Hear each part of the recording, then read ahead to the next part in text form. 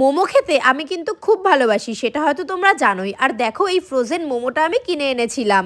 এই মোমোটা তোমরা 4 ভাবে বানাতে পারবে, স্টিম করতে পারবে, প্যান ফ্রাই করতে পারবে, ডিপ ফ্রাই করতে পারবে, আবার এয়ার ফ্রায়ারে দিয়েও বানাতে পারবে। দাম নিয়েছিল 300 350 মতো। দেখো এর সাথে কিন্তু আমাদের মোমো সসও দিয়ে দিয়েছে। কিন্তু এটা দেখতে এখন আলু ভর্তা লাগছে ঠিকই, এটা কিন্তু একদমই আলু ভর্তা ছিল না। মোমোগুলো সবই ঠিকঠাক ছিল। অ্যাকচুয়ালি আমরা ঘুরতে চলে গিয়েছিলাম, আর তখন আমার দিদিমা শাশুড়ি ফ্রিজটা বন্ধ করে রাখে প্রায় 1-2 দিন। তার সেই সময় মোমোগুলো এরকম দলা পাকিয়ে যায়। যাই হোক, যে কটাকে রিকভারি করতে পেরেছি সেই কটাকেই আমি এখানে প্যান ফ্রাই করে নিচ্ছি। আর দেখো এরকম আলু ভর্তা হয়ে গেছে দেখে আমার মনটা খুব খারাপ লাগছিল, কিন্তু মোমোগুলো কিন্তু খেতে অনেক টেস্টি।